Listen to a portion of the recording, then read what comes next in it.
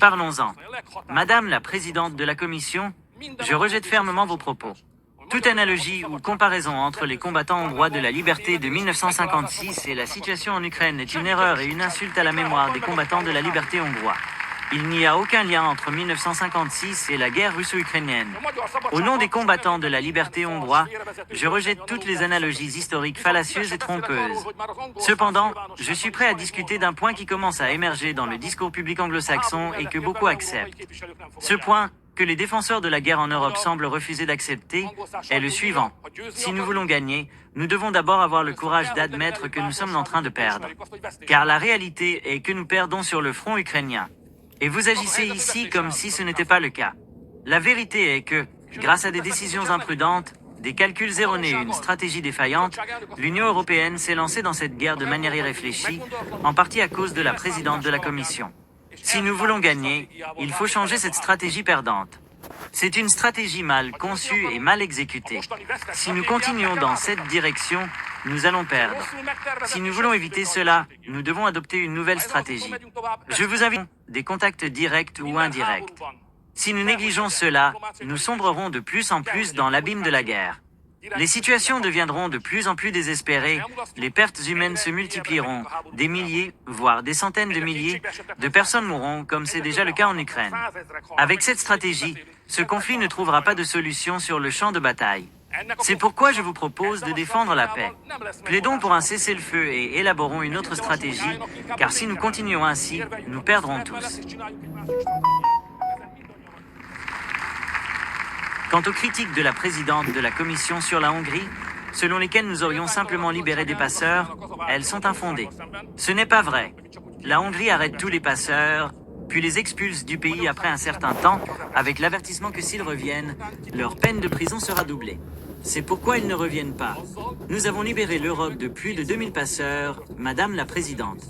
Pour cela, nous devrions recevoir des remerciements et non des critiques. Certains, comme M. Weber, ont plaidé pour l'unité européenne. Nous sommes partisans de l'unité dans la diversité.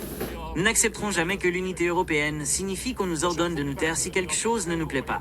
L'unité européenne ne signifie pas que tout le monde doit se taire lorsqu'il est en désaccord avec la majorité ou avec la présidente de la Commission. En Hongrie, le gouvernement bénéficie d'une majorité des 2/3 au Parlement. Mais jamais il ne se serait permis ce que vous avez fait ici. En Hongrie, malgré la majorité des 2/3, l'opposition a toujours obtenu les postes qui lui revenaient dans les commissions parlementaires. Mais vous avez privé les patriotes de ce droit ici. Et vous osez nous donner des leçons de démocratie. C'est absurde. Monsieur Weber a déclaré que personne ne voulait dialoguer avec nous. C'est une insulte grave envers ceux qui l'ont fait. Selon vous, ces personnes ne seraient donc personne. Dans le cadre des préparatifs de la présidence, je me suis rendu auprès de votre chancelier en Allemagne, du président français à Paris et de la première ministre italienne à Rome. Monsieur Weber a déclaré que personne ne voulait dialoguer avec nous. C'est une insulte grave envers ceux qui l'ont fait. Selon vous, ces personnes ne seraient donc personne. Dans le cadre des préparatifs de la présidence, je me suis rendu auprès de votre chancelier en Allemagne, du président français à Paris et de la première ministre italienne à Rome.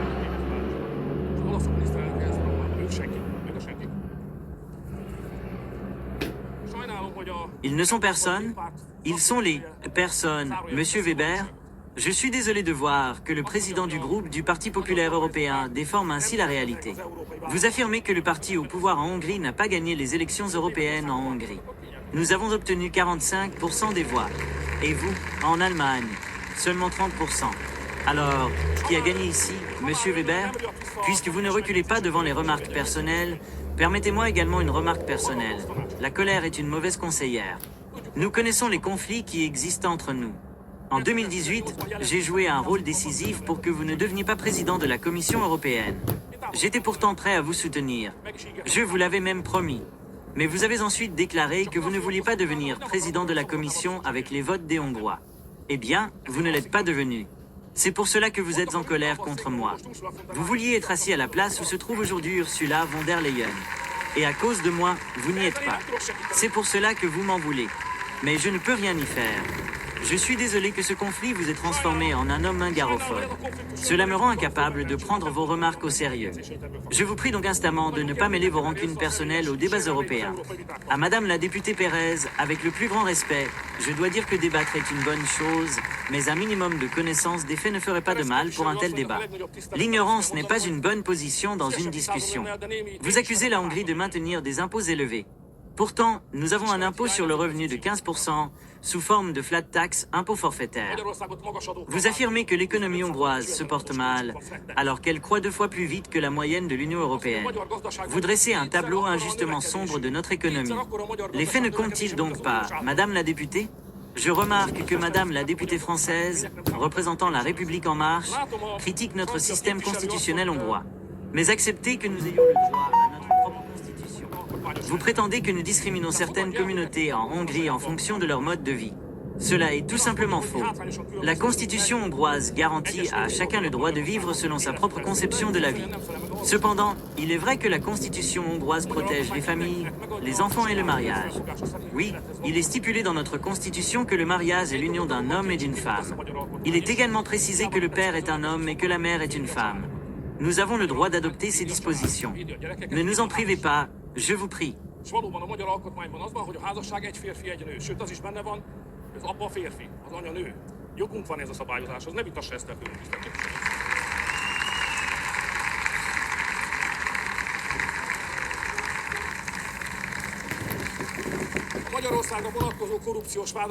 Concernant les accusations de corruption visant la Hongrie, je dois les rejeter fermement. Si vous voulez, nous pouvons entrer dans un débat personnel, bien que ce soit ironique, étant donné que nous sommes dans une assemblée qui a elle-même une certaine expérience en matière de corruption, n'est-ce pas? Cette institution veut-elle vraiment donner des leçons de lutte contre la corruption à n'importe quel État membre? Vous êtes sérieux?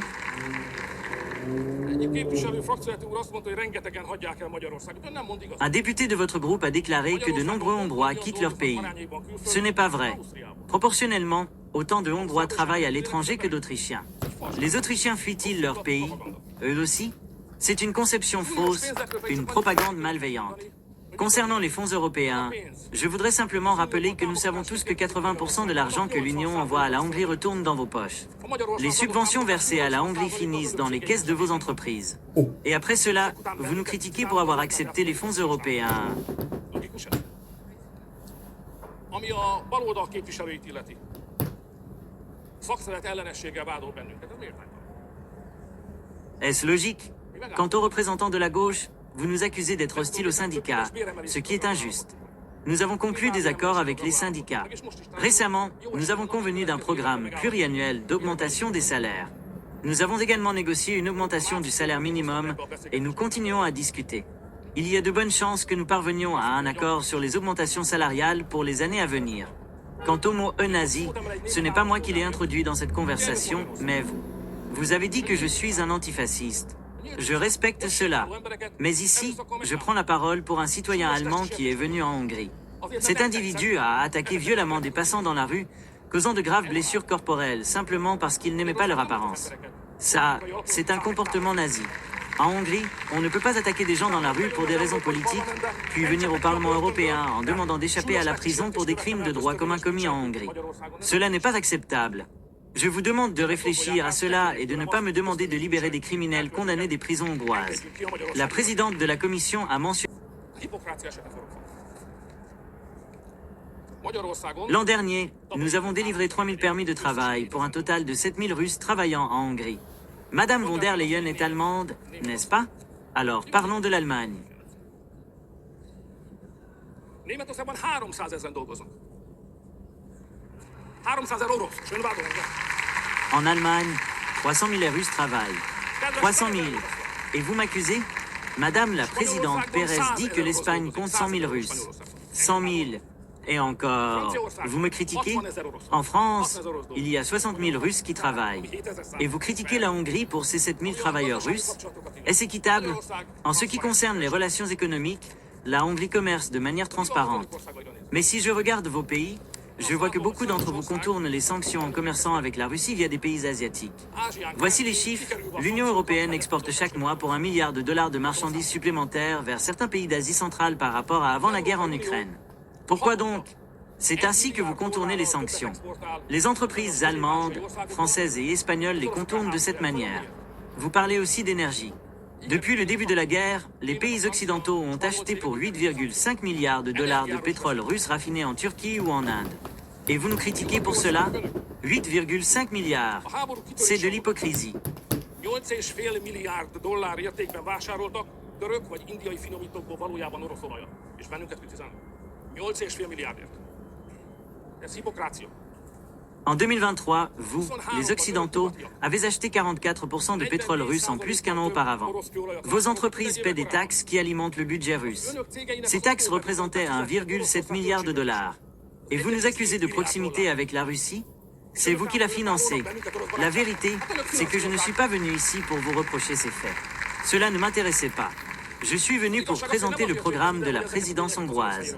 Je voulais vous dire qu'il y a des problèmes. Je voulais vous dire, chers dirigeants de groupes politiques, qu'il y a un problème de compétitivité, un problème migratoire, qu'il faut changer des choses. La présidence hongroise a quelques propositions que nous discutons avec les autres chefs de gouvernement, mais nous aimerions que le Parlement les soutienne aussi. C'est pour cela que je suis venu. Mais vous avez transformé cette rencontre en un affrontement purement politique. C'est profondément regrettable. Mais je ne vous laisserai rien passer. À aucun d'entre vous. Si vous attaquez la Hongrie, je défendrai mon pays. Je vous remercie.